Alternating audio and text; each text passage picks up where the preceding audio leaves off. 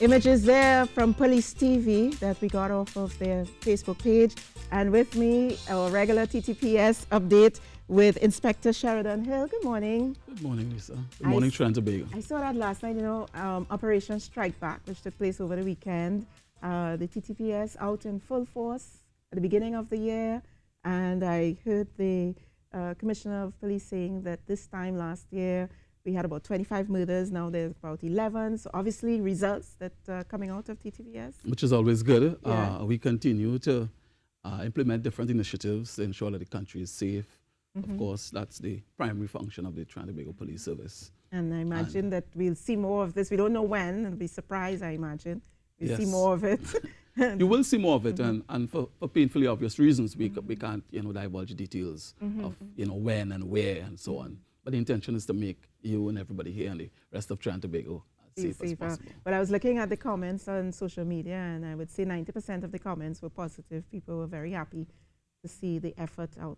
Yeah, that's good. Hopefully you work on the next 10. Yeah, but I think also people just want to see more and more arrests and at higher levels and that sort of thing. Those were some of the comments that I saw on social media as well. But I want to say it to Trinidad and Tobago that the work of the police is, while it's arrest and directing traffic and so on, there are a lot of things happening behind the scenes. Right. Sometimes an investigation takes months, sometimes years before it's concluded. Okay. So while you see things, there are a number of things that you're not seeing, you're not aware of, but we are working to make the country safer in myriad ways. Yes. As you say that, what comes to mind as well, just as the morale of the country would obviously go up with exercises like these, would the same thing happen within the police service, would you say? Do the officers feel a better sense of... While it's difficult to gauge, I would like to proffer, not a guess, but say at this point in time, yes, morale is high. Morale is high. Yeah, okay. It is. Well, we're going into the Carnival season, and I know you wanted to talk about safety tips for the Carnival season. Talk us through. Yes. So we begin the Carnival season, and safety is our primary function. So we just want to introduce a few ideas, a few suggestions for persons enjoying the Carnival season. So first of all, some of the tips are similar to what we mentioned over the Christmas season. Avoid wearing heavy jewelry. If you have to access an ATM machine, do so during the daytime and avoid withdrawing large sums of cash at any one time. When leaving a carnival event, ensure that you do so in group, and your group walks you to your vehicle. And if you're commuting as well, please do so in groups and avoid getting into taxis alone. If you must, you can text the number to a friend or relative, and if possible, a description of the driver. If you find yourself in a dangerous situation, remember, safety first. That's always the best option. Trust your instincts. Parents and guardians and all persons who have custody of children during the period. Safety, remember, the safety of your children is your responsibility. Yes. And do not leave your children unsupervised. As well, don't leave them in vehicles. No, that's a serious. Heard of yes. Yeah. We don't want to go into the details. We had a very unfortunate incident. Lodge, and for persons with firearms, we advise you to lodge your firearms at the police station. And if you're traveling out of the country, don't wait until you get to the airport to remember that you have a firearm and to lodge it. And for persons who are going to camp, remember to register with the police, so the police will know that you're camping in the area. And how much preparation goes into Carnival with the police service? A lot. Yeah? A lot. And it's on a national level. So a lot of work goes into security for Carnival, and we work with all the stakeholders. Yes. We work with the different regional corporations. We work with people like the National Operations Center. Yeah. We work with the city corporation and so on. What about DUI? DUI, driving under the yes. influence. So while I didn't mention it, and it's obvious, things like not driving through a red light, so you leave early, so you don't have to be hustling, buckle up, and driving through a red light is I'm glad you raised that, because that's my beef. So we're going to start something this year, and that's what I'm going to be starting with, the driving through a red light. For the life of me, I cannot understand why you would break a red light, 1, 2, 3, the sixth person, wouldn't you think that the green light, somebody's coming and you can lose your life as well as kill other people? Yeah, you and know? that's a no-brainer. It's you're putting yourself and other persons at risk. But Inspector Hill, I think I know where you're going with this. I have seen Police vehicles. police vehicles Okay. without sirens All right, so doing let that. me very you know, casually. All right, so police vehicles, emergency vehicles can Without Go- the siren? go through. Well, they should. They should. And there are obvious reasons for that. So you alert persons that the vehicles are going through the red Yes. light. But the police vehicles, the ambulance and the other law enforcement vehicles, they must ensure that it is safe.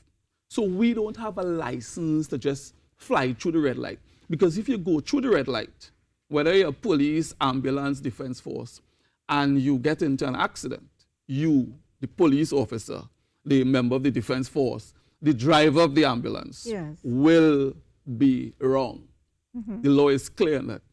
Only if it is safe to do so. But we can, and as you're on that, I also want to educate Trinidad and Tobago Yeah. about police officers on their cell phones. Yes. It is the law. We are exempted, and not just police officers, a number of other category of persons who are exempted But let me ask from you, that do we- provision of the law. So if you're on your cell phone while you are driving a police vehicle, you should not be prosecuted because you are exempted. The law provides But you for should that. be responsible. I would imagine that if you're on your phone, it's for some emergency. But it shouldn't be a casual conversation because you're allowed to speak on your phone.